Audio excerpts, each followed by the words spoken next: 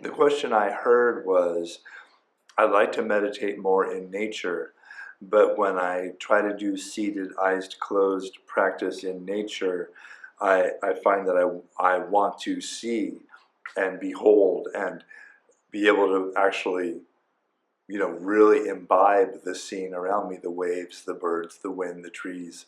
Do I have a suggestion? Yeah.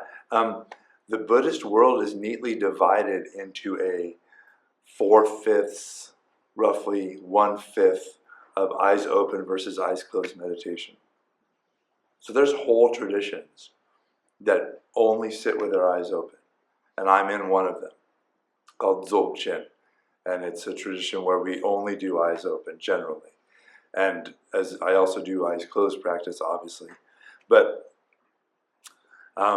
even just the understanding that fundamentally there's nothing, and lots of Zen people actually sit with their eyes half open. So it's not even a strictly some weird esoteric trip.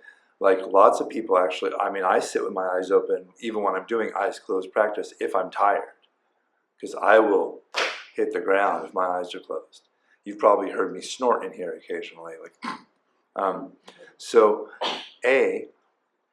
there's nothing wrong about impressions pouring into the visual field. There's nothing non-meditative about it. You don't plug your ears when you sit. So what's the deal with closing your eyes? Closing your eyes is a skillful technique because humans are so incredibly visual that just closing your eyes cuts out like around 30% of your brainwave. So literally, you hook somebody up to a machine that measures brain activity, they close their eyes, boom, just craters. So it's a way to kind of trick the brain. There's nothing interesting going on here when you close your eyes. But I can't imagine what wouldn't be meditative about watching a bird fly or about watching waves. That sounds profoundly meditative. The way you can tell whether you're meditating or not is not, am I sitting cross-legged? Are my eyes closed? Are my hands folded? None of those things have anything to do with meditation, except that it's a nice way to sit when you're in a room. It's a nice collected way to gather. But they do not indicate whether you are meditating or not. The way you know you're meditating is, are you aware of what's going on for you when it's going on? Full stop. So if you're watching the bird and you are in presence watching that bird, if the bird watching is all that's going on, you are the supreme meditator at the beach that day. The Buddha told his a man named Bahia ran up to the Buddha and was like, you got to tell me the Dharma in brief. I don't know, I'm an old man, I've trained my whole life, I haven't made any progress, what do I do? And after some convincing, the Buddha said, in whatever there is seen, let there just be the seen. In what is heard, let there just be what is heard.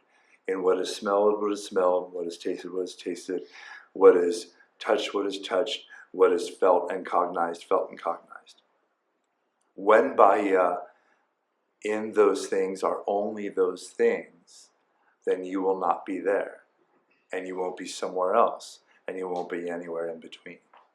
When you can simply be, and I say be present too because language is imprecise, but you know already in just a year of your practice, you know what it's like when I'm meditating disappears and it's just meditating.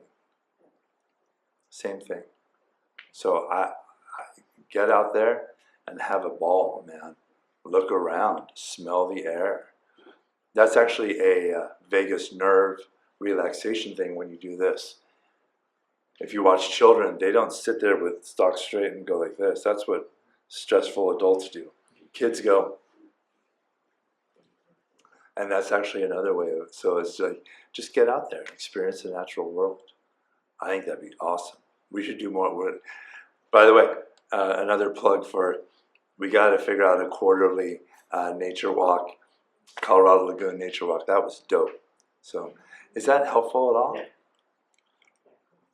Yeah, I'm all for the, it looks like, look what he's doing. That's meditating. That's just meditating when he was meditating like that. He was meditating, I'm pretty foul-mouthed in here. So, trigger warning, foul language coming. There's plenty of times in the suttas where the Buddha says, when standing, sitting, laying down, or walking, practice this mindfulness. When eating, drinking, pissing, shitting, undressing, dressing, like there's no part of your life that you can't be present to. That includes looking at birds and waves. Great question. Thank you. I really appreciate it. Sir? It's you just got to get out of the way. Like you're not even breathing. That's the funny thing. We say, I'm breathing. You never breathed once in your whole damn life. You're being breathed. We are all being breathed. Like the iron in our blood, born in the hearts of collapsing stars at the dawn of the Big Bang, somehow magically transport oxygen created by plants and ancient dead seabed, like kelp beds. It's wild. I had nothing to do with any of that. I just showed up, and it worked. So, yeah, this is just getting out of the way goes a long way. Thank you. Appreciate that. Yes, sir. I feel like it's really helpful to remember that anicca, or the constant change that everything is doing or is also happening in your experience, in your thoughts, as your thoughts, in your feelings, as your feelings. So like when people sit, when I sit, or when I'm, usually it happens when I'm at work, when I'm stalking potatoes and I'm having like some anxiety around something in my life, usually involving my children, and I have a little minor flip out about it, totally fine. And I could use my powerful meditative equipoise to like squelch it. I could use a skillful breathing technique to modulate my nervous system down.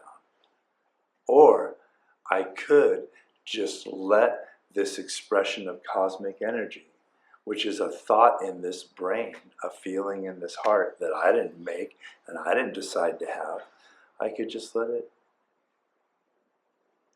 Why? Because everything is unraveling. Everything is changing.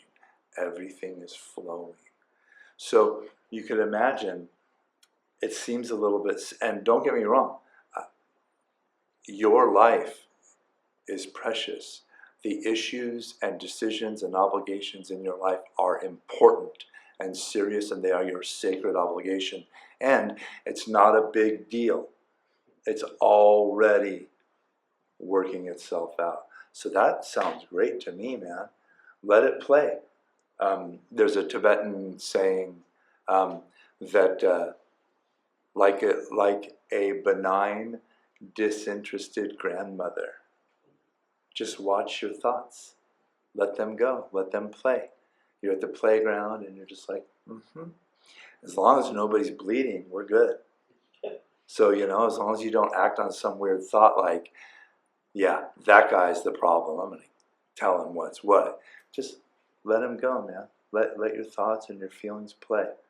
Yeah. Great.